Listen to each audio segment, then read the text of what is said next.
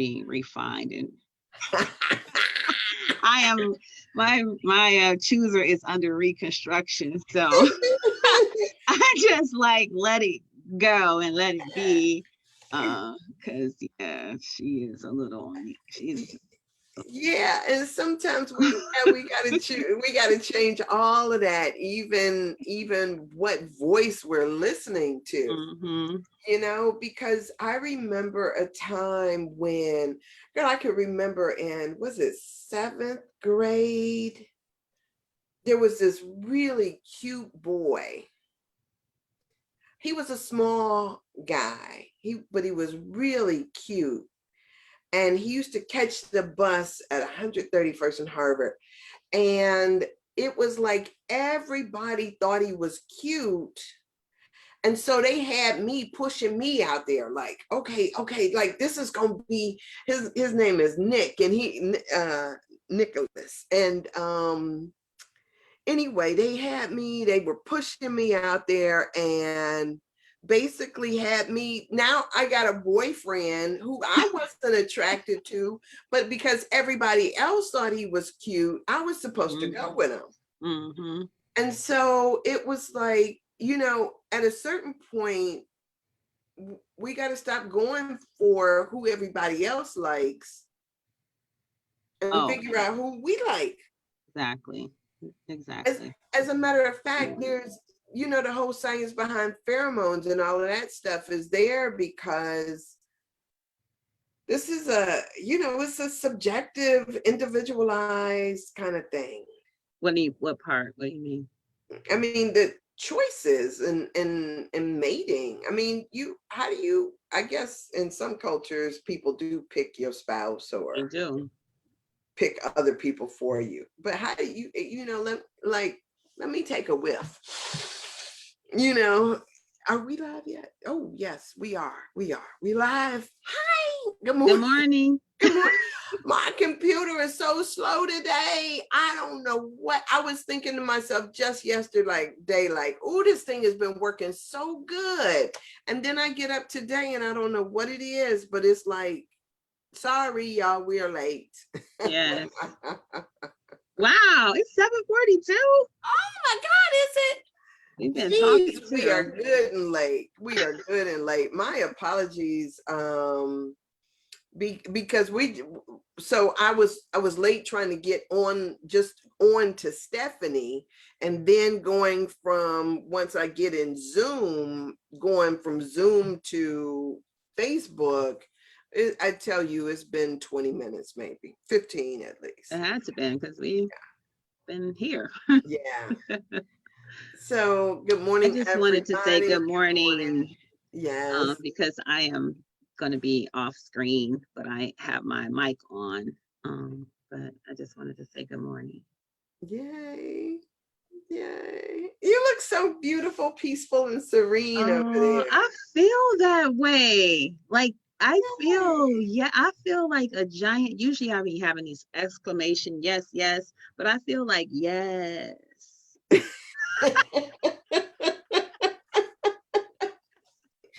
Yes. And I get yes. Like it's all good. Right now it is. Yes. And this moment is holy. Yeah, it does. Yes. So thank you for saying so, because that's literally how I feel. So good. Your intuition is on point. That's my desire. Give me that life. I want to be able to do that because you're right. Yes, yes, yes, yes, yes. Mm-hmm. Can we get a yes? Let the church say yes. Yes, yes, yes, yes. I tell you, that's good.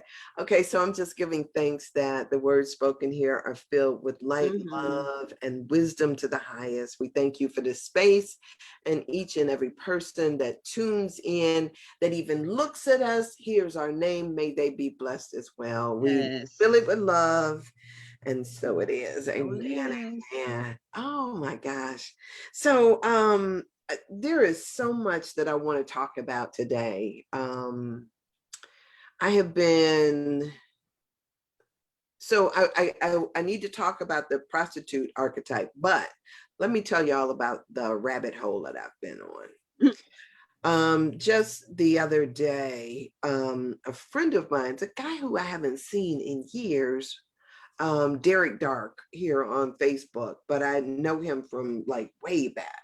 Sometimes you forget where you know people from, you've known them so long. He tagged me on a post that said that DMX is the Marvin Gaye of our time or of this time. And I was thinking, where you get that from, right? And so I looked at some video footage of DMX, and in particular, I fell upon the one where he was on Iyanla Heal My Life, that show. And she had brought his son onto the episode because she wanted to tell him that he was really, how he was hurting his son, and wanted them to have this conversation on film. And so DMX came in, and he seemed like, you could tell that what I didn't know about him before is that he had been addicted to crack since he was maybe 14, and struggled with addiction. And so I didn't have that information when I was looking at him, but I was just kind of looking at his gestures and thinking to myself, like, okay, he had some addiction issues. And so as he tried to talk to his son, Iyanla kept trying to butt in and say, but you're not listening to him. You're not hearing him. And so he started telling Iyanla to stay out of this, that he's trying to have a conversation with my son. And so she was like, I'm trying to say to you. And then she turns to his son and starts trying to talk to his son. And he was like, he basically just kept telling her to shut up. And she was like, I'm not going to let you talk to me that way.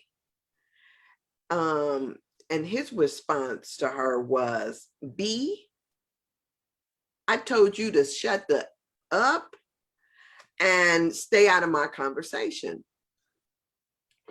So it was really interesting, because at first I wasn't really understanding the dynamic, nor was I understanding what was happening that allowed him to escalate instead of de-escalate. Mm-hmm. And I'm always talking about programming. Mm-hmm. And how in our culture, we are programmed for a particular thing. So let me shift this from being about him and Iyanla and his son for just a second. Dogs are domesticated animals, and we train them. And most dogs know basic commands. So when I'm out on the street, there are certain words that dogs respond to, even in their unwillingness. So you can tell a dog no, or you can tell them sit, and they respond. A wild dog that has never heard commands or never been trained don't respond, right? But a dog who has been trained will at least stop for a minute to negotiate what kind of authority does this person have. As a matter of fact, that's why they train police dogs in a different language, so that you can't use those commands on them, because they know that those makes commands, so much sense. Yeah, right? Those commands stop, when you say certain things. And I can say to a dog that may not have a home, go, and they understand the pointing and the direction. So to the point where they may turn around, but then they look over their shoulder at you like, why should I acknowledge what you're saying? I know you told me to go in that direction, but do you have the authority to make me go? So when I was watching this, so now so that's the general command. The unfortunate thing is that this type of command and this kind of authority kind of setup works even when we talk to humans. There will be certain things that people respond to when they have been trained in a system that guides their directions. There will be certain things that we will stop and listen to. In DMX's case, DMX had a blip because his authority figures had not exactly. There was a problem there. Mm-hmm. As a boy, he thought that authority figures were supposed to take care of you. And his mother and father got, or I don't even know if they were together, but his mother dropped him off at a children's home. And he was like, wait, you can't do this. You just can't drop me off someplace and abandon me. And I guess she was like, oh, yes, I can. And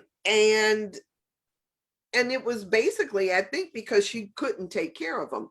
Who knows why people abandon their children? Right. But for him, there was a disconnect. That makes sense. And so even when Iyanla said, you can't talk to me like that, he was like saying, I am not respecting your authority. Mm-hmm. For so many reasons. Right. And basically ended up, wigging out and leaving the set.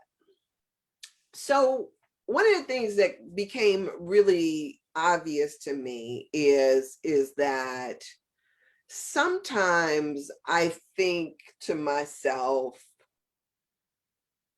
how bad could it be? How badly could our home life have gone astray? Like, sometimes that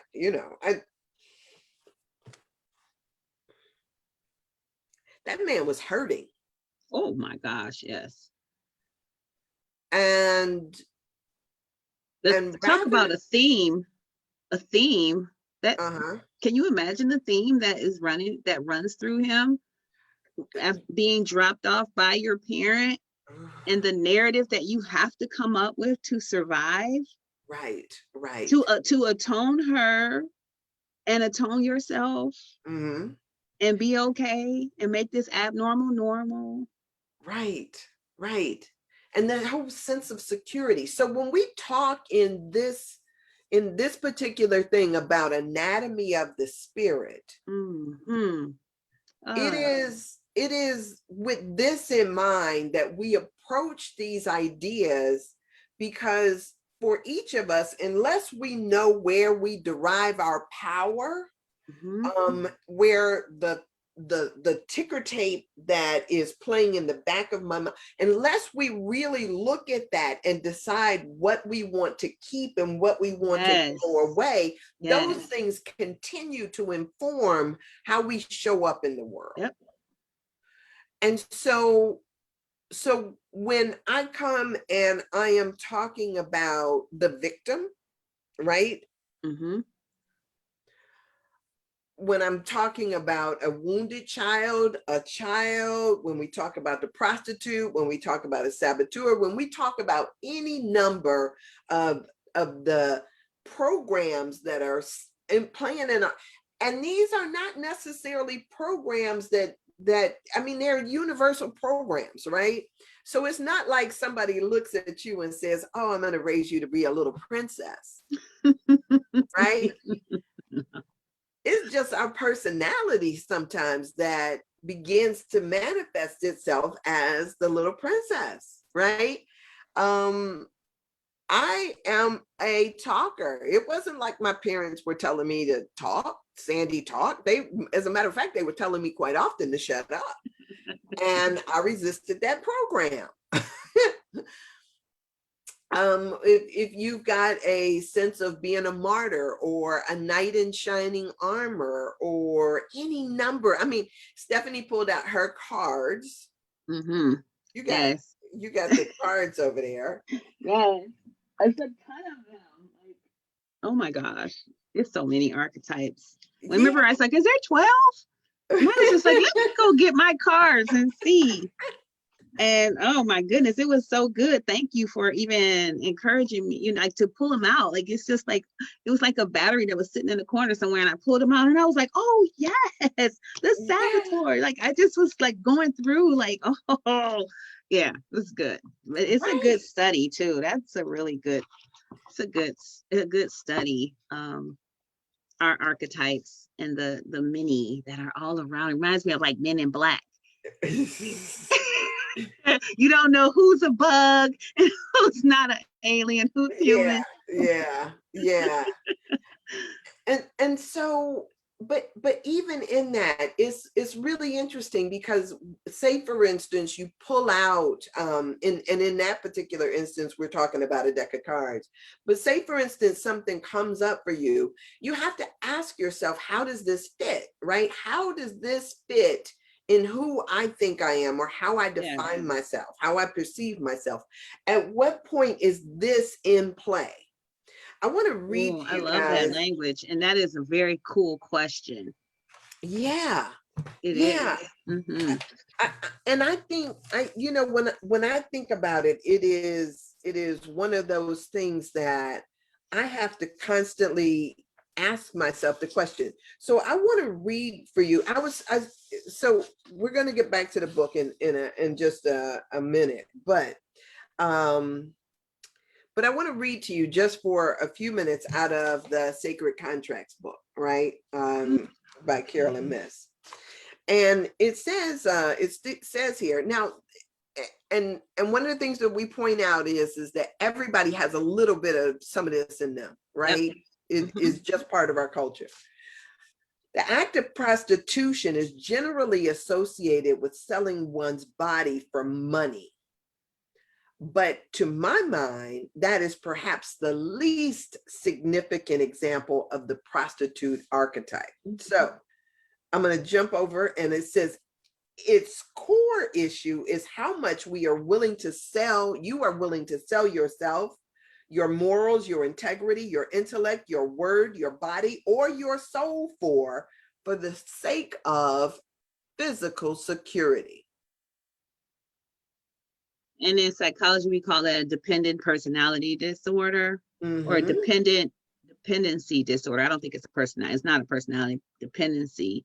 So it's a thing. Yeah.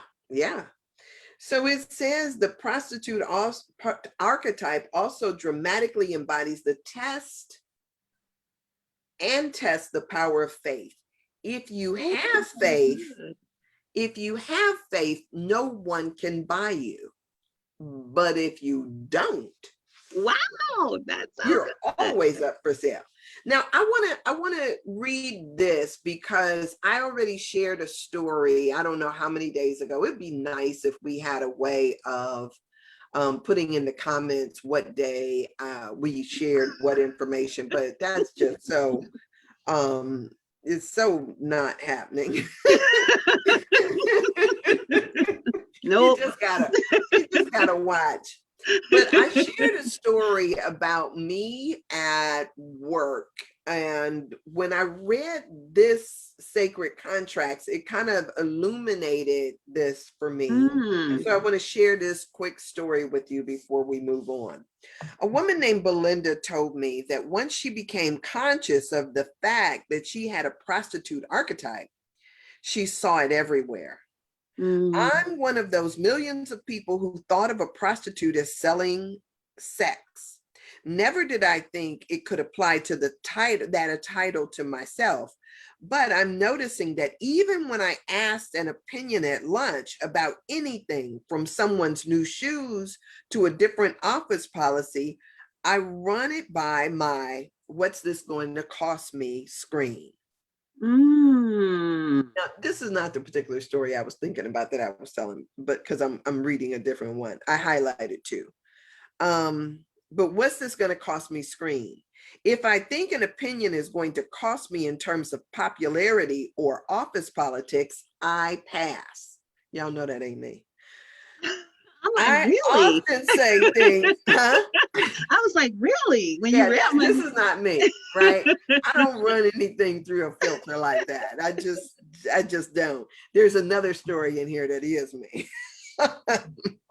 um, she says, let's see, where did I left?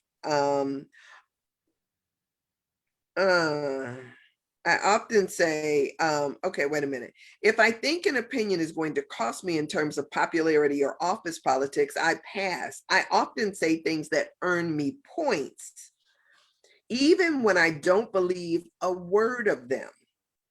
After I told one executive that I thought his idea was brilliant, I was consumed with an overwhelming urge to wash my mouth out with soap.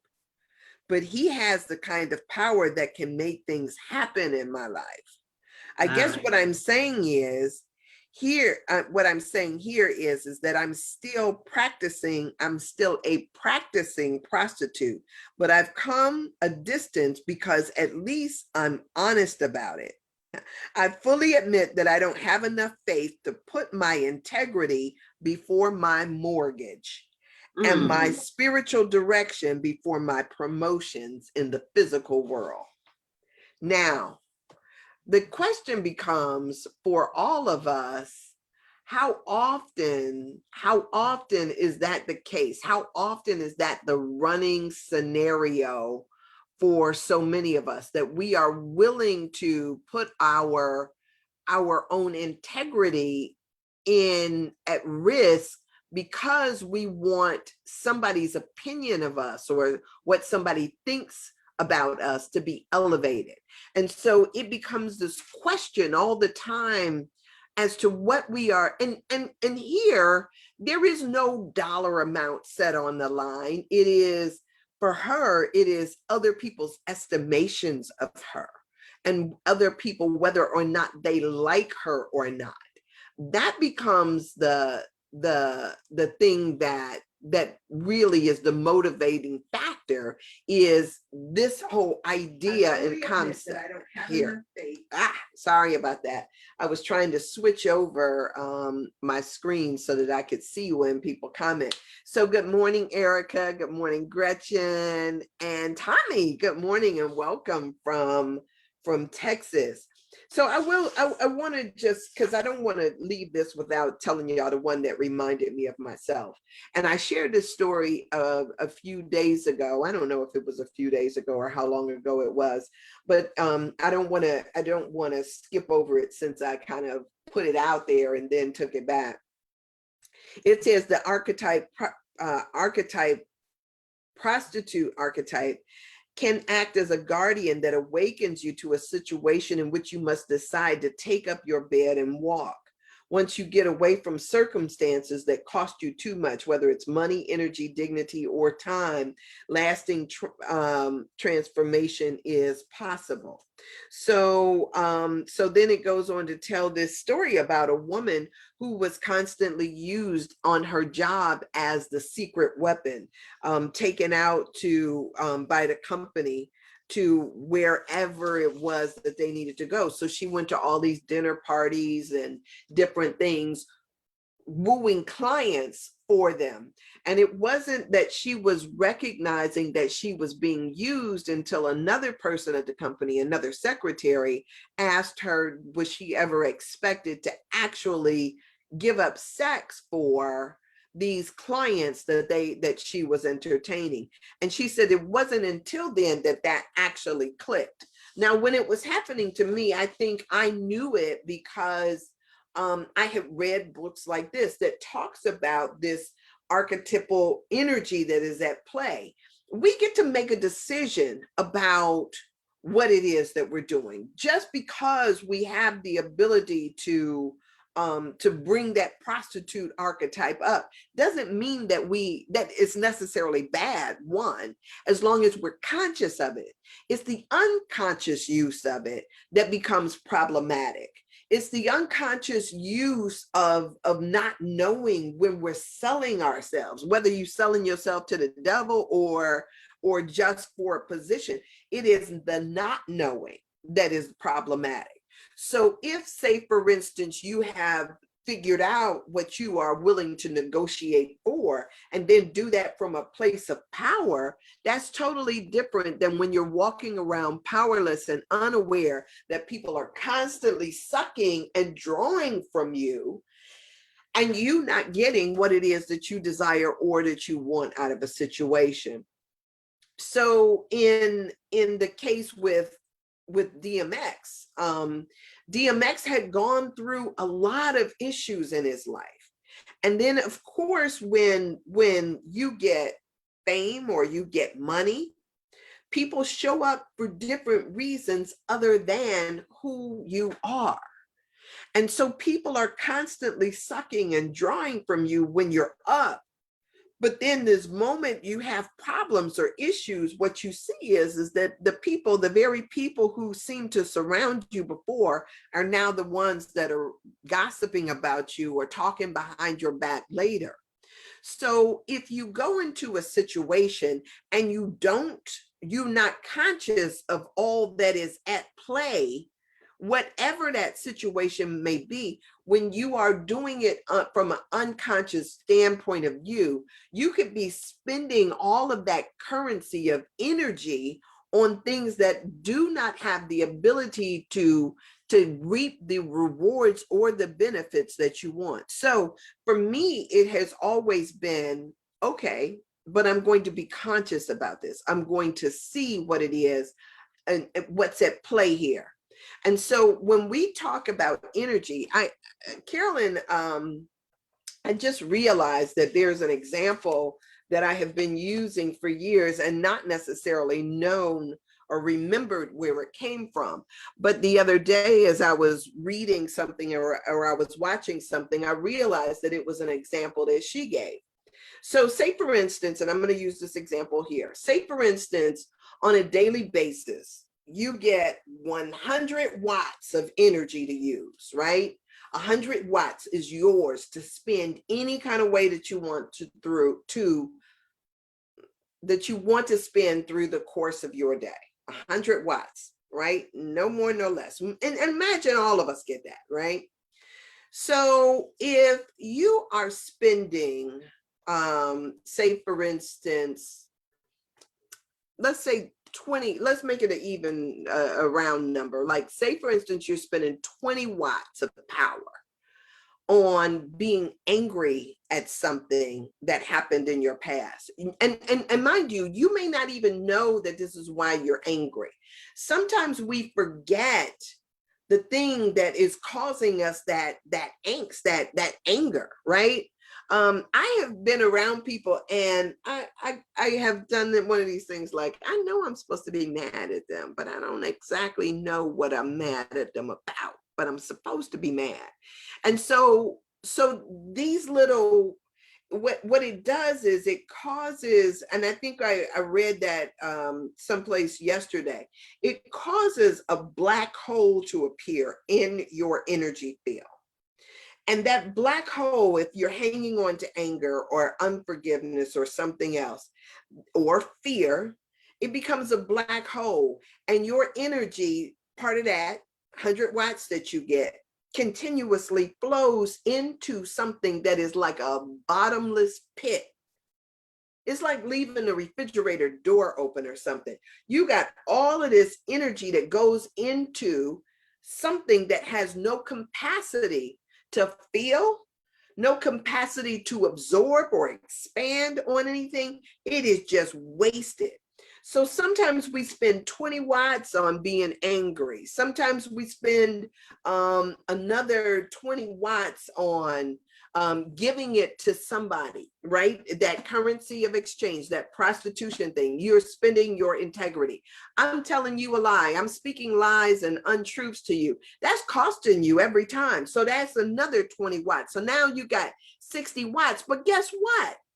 On a regular day, on a good day, it takes you at least 40, 45 watts just to get out of bed, to wake up, to get a smile on your face, to do the things that there's a baseline that you need for your functioning. So after a minute, when you've got all these compromises that are going on, it doesn't take much for you to be operating on a deficit. So instead of you just, and trust me, the universe is not giving you credit like the store does, right?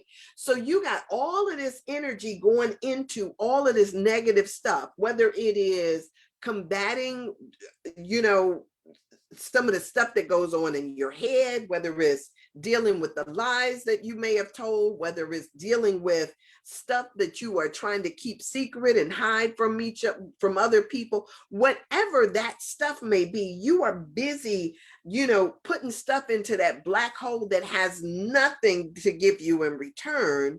And then you're over here, you still need stuff in order to live. And now you can barely raise yourself off of the couch because you're operating on a deficit. That's how disease begins to set up in your body. That's how we start losing energy. That's how a lot of us walk around somehow with the light. We no longer have the light and the energy in our bodies to do the very thing that we desire to do. You can't be creative. You can't move forward. You can't be imaginative. None of that stuff works because you're operating at a deficit. And imagine you keep doing that year after year, day after day. And I'm not trying to, it is what it is, right? So I'm not trying to beat you up about it.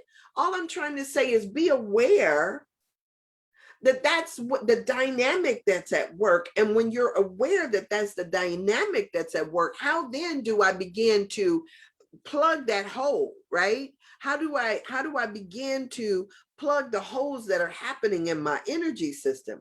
So one of the things that I remember reading in the Celestine prophecy, it talked about how to amplify or how to raise your energy.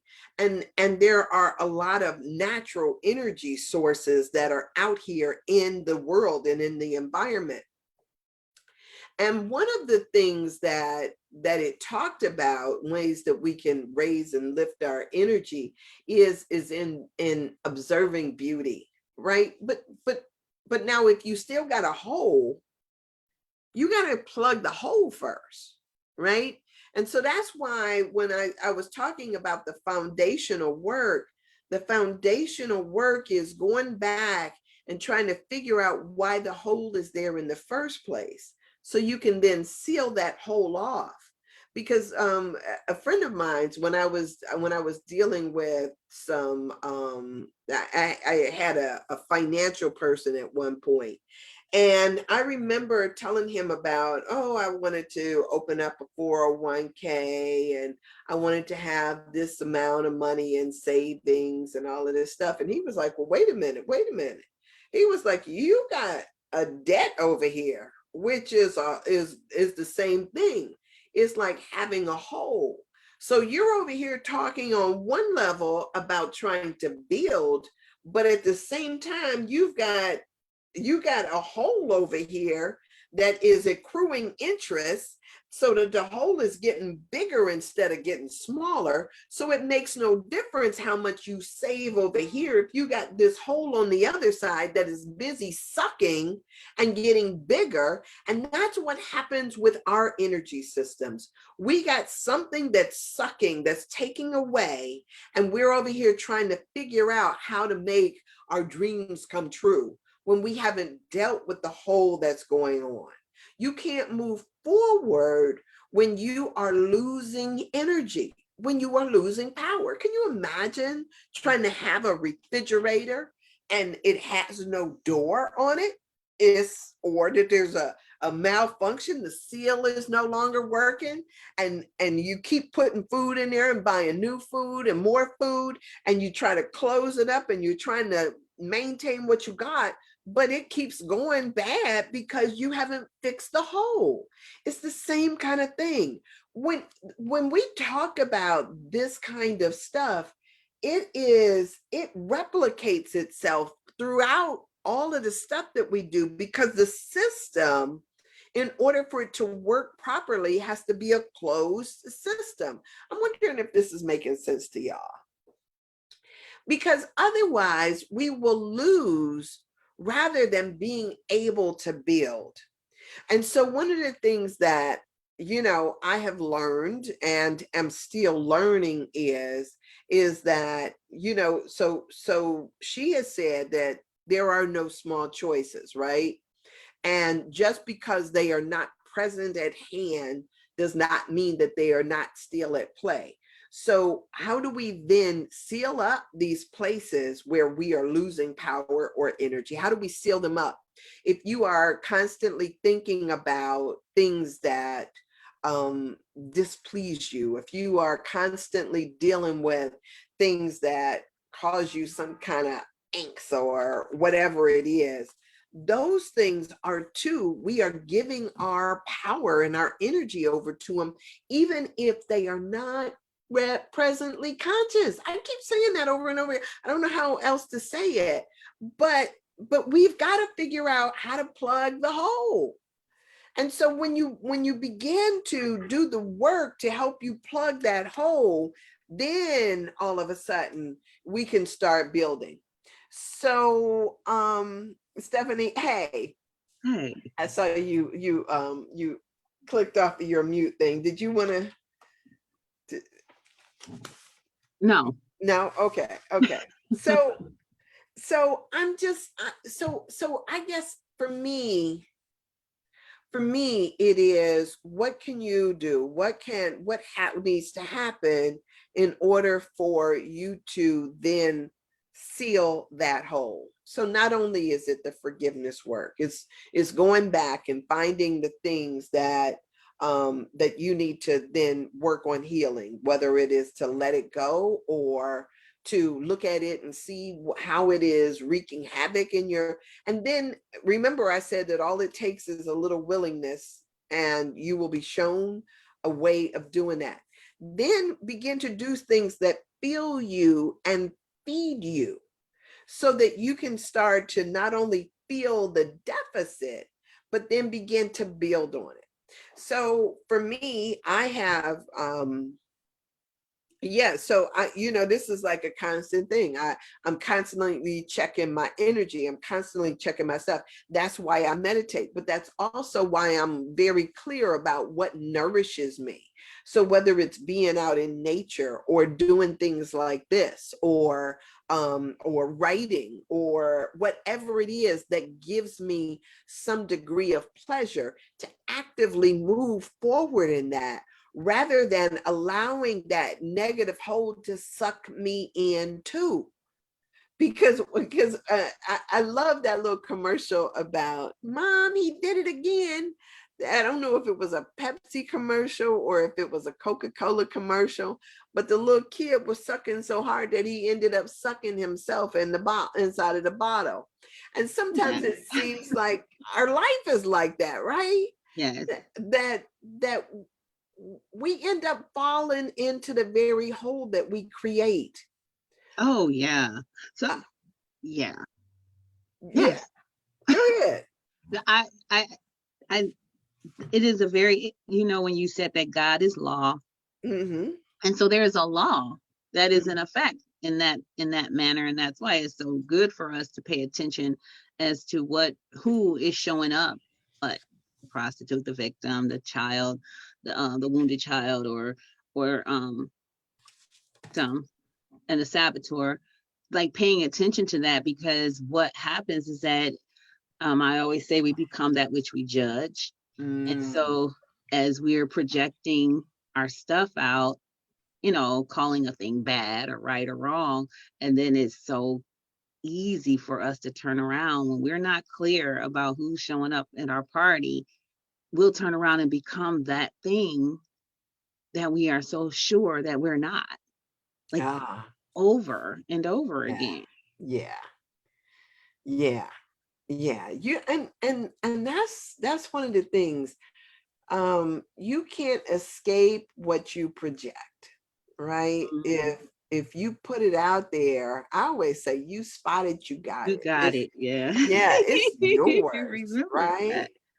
Um, and so yeah, the very thing that that a lot of times that we dislike in others is something that we have to work on in ourselves. And that's the beauty of others, though. If we Yeah. understand that, it's like who's showing up is showing up to show me, either affirming something that you really want to be about yourself or something that you're pushing away. People call it the shadow, the thing that you're pushing away from yourself. But when folks show up, they show up because we're always in this process of fine tuning who we are. If we're aware, we're always fine tuning who we are. And so, yeah, the thing that we are rejecting or projecting on others, it's like, okay, what is this that I'm pushing away? Like, it is the law. Yeah. Yeah.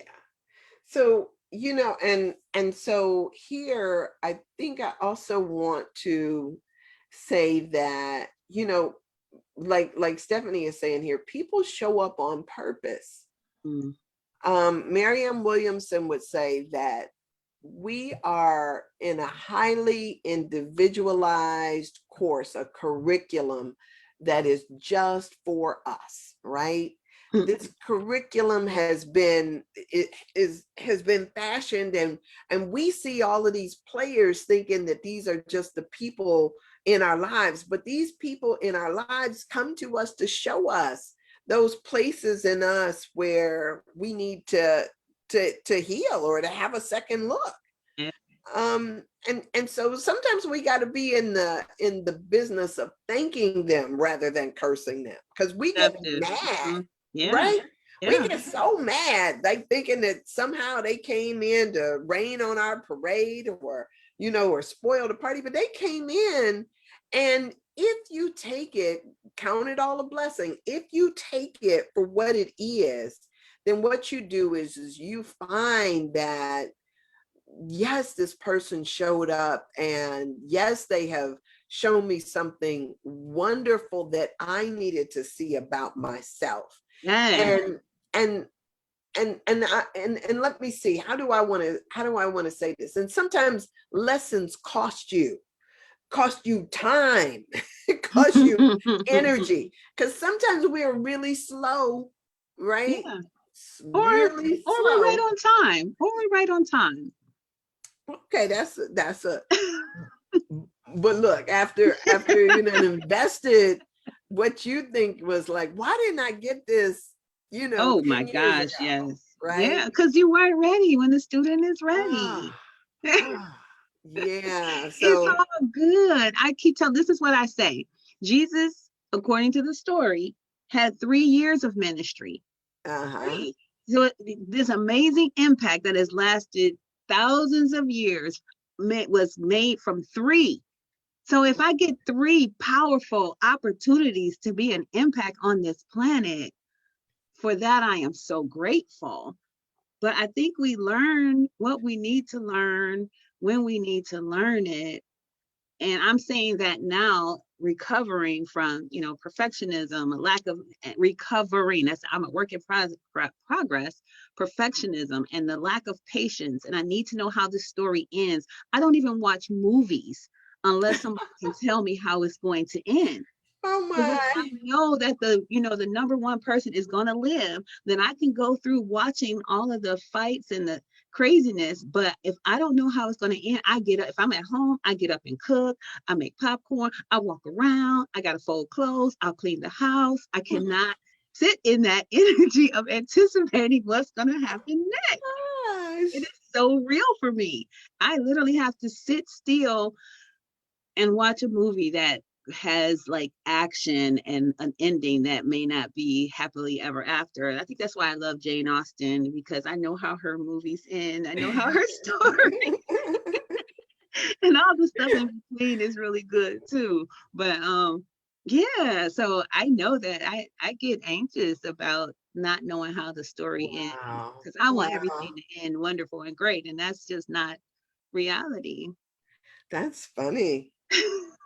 Yeah. So okay, thank you for that correction, Stephanie, because I was just sharing that I had that same correction the other day with that massage table. When I was saying that I passed it by, I went in the store, I messed around because it wasn't time for me. Yeah. And that that there a setup was happening, so that I went to get the table, and the man with the truck and all of that showed up when I went at the right time. Yeah. So maybe it is, everything is always right on time. So this was my lesson, and yes, okay. So, and I got it now. Sometimes we have to remember that yes, there is a background setup that is going on, so that everything is in place at the perfect time. That reminded me of a episode that I saw of the Twilight Zone. And in this particular episode of the Twilight Zone, somebody woke up in between time. So not like, so say for instance, not at 7 o'clock, they woke up at 6:59 and a half. And at 6:59 and a half, they were in between time. And so what they saw is when he woke up, he saw all of these people that were dressed in these, like, I don't know if it was a blue uniform. It was such an old Twilight Zone. It could have just been that they were in these suits that rendered them invisible in real time. And what they were doing was they were setting up the moment. And so at every moment, it was like it needed to be set up. And so you were stepping into something that was perfectly made for what you were about to approach. And he woke up in between time to see this process taking place. So say, for instance, had I arrived 2 minutes earlier, I might have missed the precise moment that I was supposed to show up there. And so things it does take a moment to get that set up. So this is not like, sometimes we think that it's a setback, but maybe that's exactly what it is, a setup for the perfection of what needs to unfold. Yeah. One of the things I kind of have learned on my journey and helping people, but also just work, I'm always talking about my work that I do on myself, is that it's almost like life, universe, God loves me so much, just like me with my kid. It's like, I don't want you to ruin your appetite, so I'm gonna say no to this for now. You can have it later, maybe, because you may not even want it later. You think this is what you want right now. But I'm going to say no for now because I love you and I love the other person, or I love the other circumstances. I love you too much to have your paths cross right now before it's time. I love you too much to have you go on to a job that you would be phenomenal with, but you're not ready. So I will put you here and prepare you for what you think it is you want. Because if I put you in that, then you're gonna destroy yourself. And so the hold up is the love part. It's the love. To not want me to, crash and burn on my journey. I got to grab a call. Okay. So I want to tell you guys about a story that Stephanie probably already heard, but you may be hearing for the first time. And this was something that happened to me. It hasn't even been, maybe it was a year ago, because I remember talking about it at church. And so maybe it has been a year. This sunlight, when it comes in, it's like it just, it's okay. It illumines me. All right. So, but I'm going to push back a little bit so I can see my own face. So one day I was coming from Alan's house, and I go to Alan's place and eat. Yes. And so one day I'm coming from his place, and when I was pulling out of the driveway, there is a way that I could go home that is like a straight shot all the way down Chagrin, right? And then I make one turn, maybe a couple turns, and I'm home. So, and it's really not that many lights, especially not when it's late in the evening. So I come out, I drive out of the driveway, and something tells me, go down Bartlett, which is, I got to now go to the light, make a turn, go all the way across, and then make another turn. And then I have to stop at all these stop signs. And I was like, I don't want to go down Bartlett, right? I don't want to go down Bartlett because Bartlett is, it stop signs. It takes me longer to get home. I want to do a straight shot. And so I was like, I said, like in my head to this voice that was telling me to go down Bartlett, I was like, I don't want to do that. Right. So I'm like thinking, no. But then it says, okay, well, and this is how this works. When I was talking about intuitive hit, this is how this works. It says, well, you need to go by the post office, don't you? And I was like, yeah, I do. And it says, okay, we'll go by the post office. And then as you come out of the post office, Scottsdale was right there, which turns into Bartlett. Then you can drive down there. And I thought, okay, that's a compromise, right? It was a okay compromise. So I turn, I go backtrack a little bit and go back to this post office so I could check the P.O. box. And once I check the P.O. box, I get back in my car and I do exactly what the compromise was.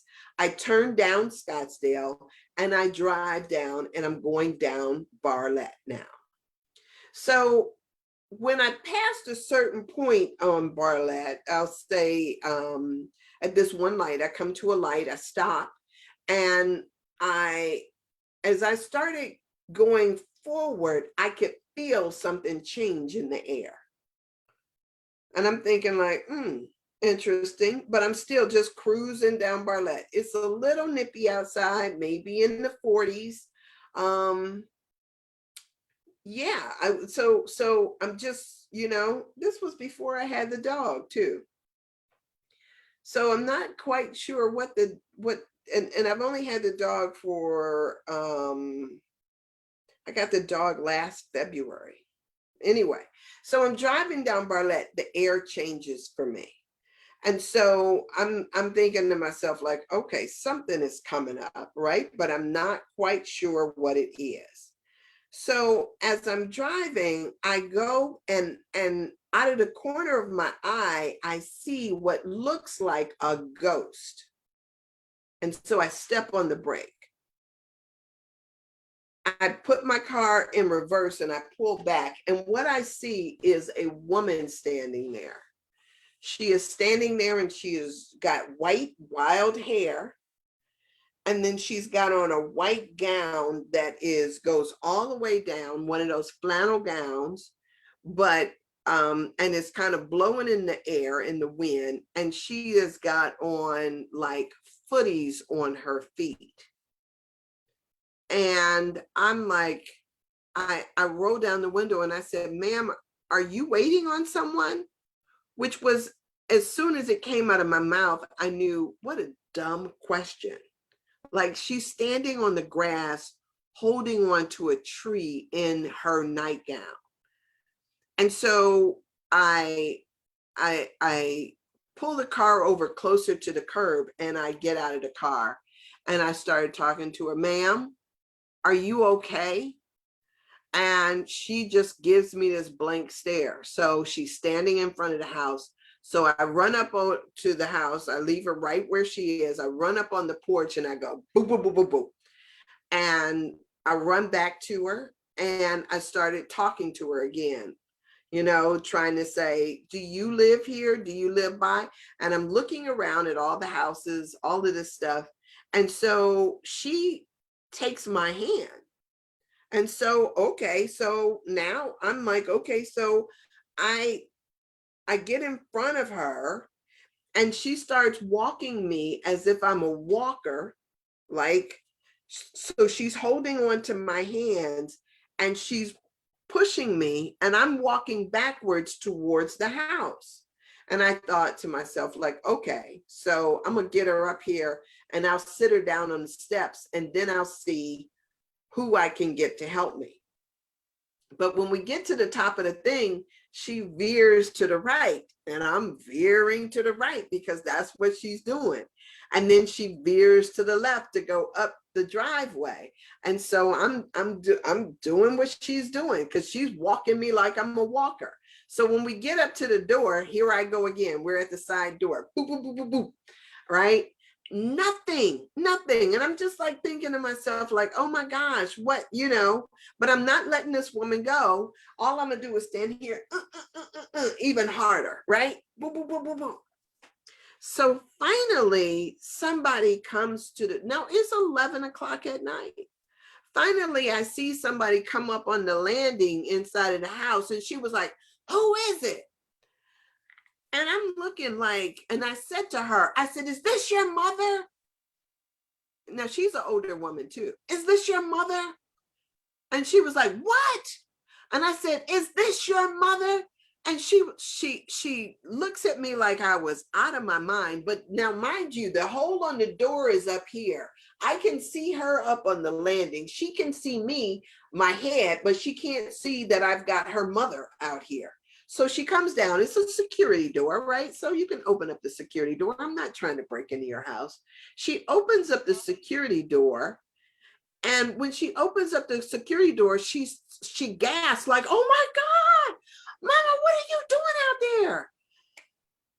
She was so shaken and upset that it was like, just, so I didn't even go in. I just, and she, she was really so shaken and upset.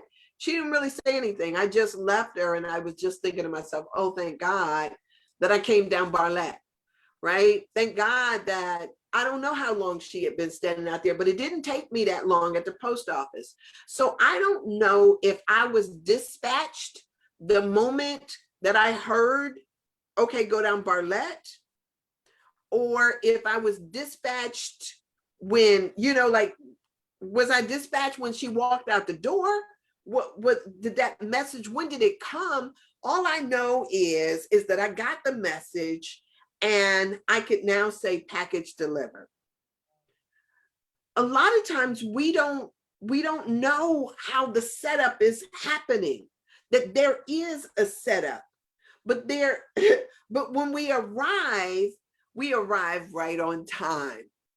And thank goodness I didn't have to continue wrestling with, no, I don't want to go that way because I got to go through too many stop signs.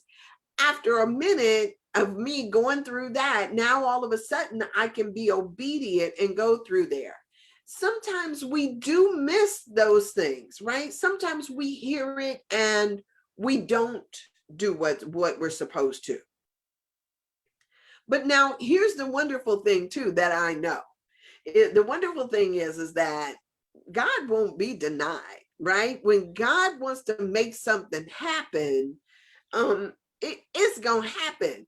So maybe I don't respond on that particular time that I'm the way I'm supposed to. Maybe I'm not obedient and I don't go down the streets. But there's gonna be somebody else, say for instance, somebody else is gonna get the prompting, wake up and look out the window, right?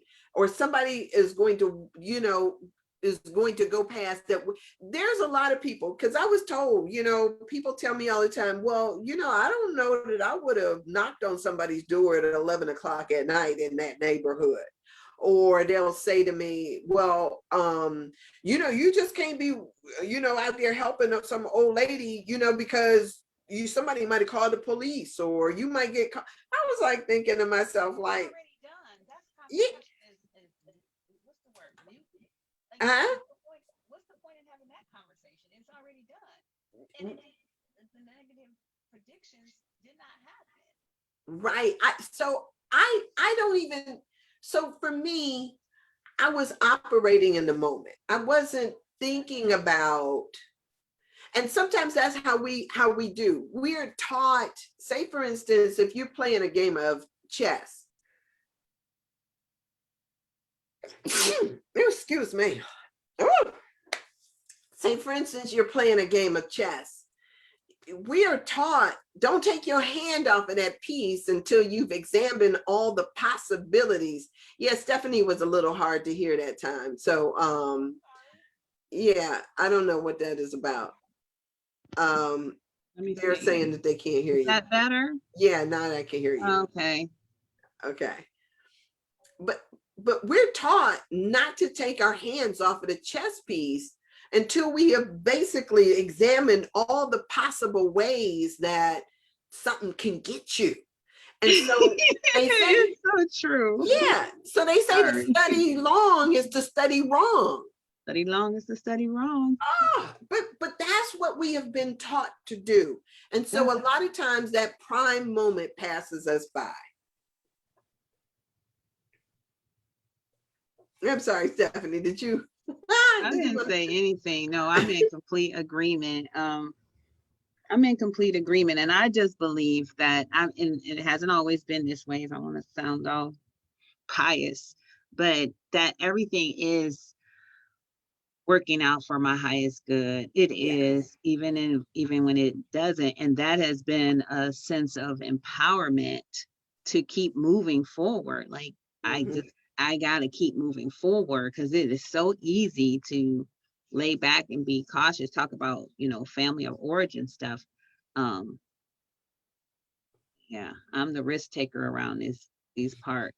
So, not playing it safe and taking risk and just trusting the Lord. That's why I want to journey in this journey with you, with this sacred contracts. No, the anatomy of the spirit is because that part of that intuition part, I really it's just been a call to be able to move forward in what I know to be what I know. Right. And you know what? It's really interesting, Stephanie, when we do the intuition piece. I don't know. Maybe I was talking to I talked to Erica the other day, and no. I was listening, and Erica said something about a sandwich that because I now eat fish as part of my diet. I started eating fish, and she said something about Popeyes having a flounder sandwich. And she said it was really good. And so I'm out the other day, and I was driving along, and what was interesting is normally things that don't serve food that I can eat don't even register in my consciousness. So it's kind of like when you're walking out, when you're out someplace, usually when you see something that you recognize or somebody that you recognize, there is this moment of recognition. So I'm driving down the street and I saw Popeyes, and there was a ding. It was a moment of recognition. But what I did is I said to myself, stop that, you don't eat there. And so I passed it by, only to hear her come back a few days later and say something about Popeyes. And I was thinking, oh, that's why I had that ding. That's why I had the reaction, was because I heard her say something about it. But then when it came up, it didn't make sense for me. And so I let it bypass. I had the sandwich yesterday. It was pretty darn good. It was pretty good. I was really impressed with their new fish sandwich.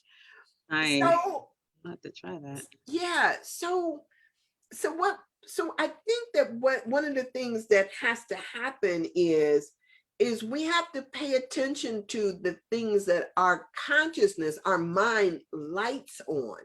I like that language. Yeah. And so for those of you who don't know what I mean by lights on, a butterfly or even a fly or a bug, what they do is it seems like they touch down for a second and then they move on. And so to say that that you light on, it's a touchdown. It's like a plug. It's, you feel almost like a spark, ding, when that touch happens, and then you move on. You don't always get touches. You could be in a sea of people, and none of these faces, because you don't have a recognition for them, none of them register for you. But then when you see somebody you recognize, it's that ding, Yeah. or when it's somebody that you're supposed to meet, it's ding. There is something that happens. There's a spark of energy just in that touchdown, that momentary light.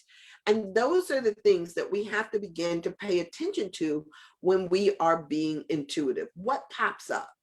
Yeah. What pops Even up? like the deja vus, I know we're out of time, but the deja vus now, when I have what is said to be a deja vu, I'm always like, I stop and think, now, can I remember what happens next? Yeah. Or have I just collapsed time? Am I in the moment that was there that is now? Like, I'm always thinking like, what is the message? It's not just deja vu for me anymore. Now it's like, stop. All right. Am I changing a trajectory of something? Because now I've got this awareness of something that I imagine was happening somewhere else, because I don't know what deja vu is, like remembering something and you're here now in that space, and so now I'm always quick to say, oh my, I was here. Like, what was supposed to happen next? I don't stay there long, because then I'll create a whole new narrative for the moment. But yeah, I think it is important. I just think it's going to be so cool when everybody starts to operate from the space of the law or spirit, at least being concerned about it or open to hearing spirit, because spirit is always there. The law is always here. Right. So yeah. So be conscious about, I'm just saying, just be more conscious about the things of power, the issues of power, how you may be losing it. Be aware of the people who may draw it from you, or sometimes you relinquish it willingly. Yes. You will know these people because they will leave you feeling depleted, or sometimes you feel heavy, or sometimes you feel blocked. There's just not that flow that is going on there. So be conscious about what it is that you are doing with your energy, and how those things, whether it enhances you or whether it detracts from you. So all of that is so very important. And yes, it is all spirit, it's all God. It is just how this works, right? But it's wonderful when you can see it in action, not in retrospect, because a lot of times that's how we see it. Like, oh, that wasn't nothing but God. Yes, after the fact. Yeah. Yes. So how do we see it in the midst of the moment, so that we know when it is our turn to engage, and when it's our turn to get that, that light on our consciousness that says your number is up. Come on, right? You are here. Yes. All right, so you guys, I apologize that for my computer glitches this morning. I know we were a little late, but it is time for us to go. I so appreciate the fact that you were here. Whew. It actually just seems like it just was a bleep in time. It doesn't even seem like it is a bleep in time. An hour. Has it been an hour? I think so. Yeah, it's been an hour, I think. Yeah, it seems like a quick second. Tommy, welcome. I'm so glad that you are here. I'm so glad that all of you are here, and as we journey through this together. I know one of the things that's difficult about this is that it's kind of like my dad, when I was younger, my dad would have me get a comb so I could scratch his scalp, right? And it was because he wanted to get the dandruff loose before he went and washed his hair. And so sometimes this loosening effect that we are doing here by stirring stuff up, it stirs stuff up for me too. Me too. Right? And so sometimes the process gets a little messy and uncomfortable, but trust me, it is for our highest good. It's for your highest good. Because when we can throw seed and hope that it gets in the cracks and grow, or we can stir up the dirt and put some little castings in there, some minerals in there, little nutrients in there, so that when the seeds come, they just like sprout and are so beautiful and plentiful. The leaves look different, the flowers are more abundant. So no, I appreciate this stirring up and getting clear and defining what all the players on the chessboard. That's what I say. Yeah. So all right. So thank you, everybody. Love you. And we will be here tomorrow, same time, same place. Stephanie, you have an amazing day. You too. You too. I just so appreciate it. Yeah. So tomorrow, till tomorrow. All right. Tomorrow. Yeah. Have a good day. Blessings, blessings, blessings.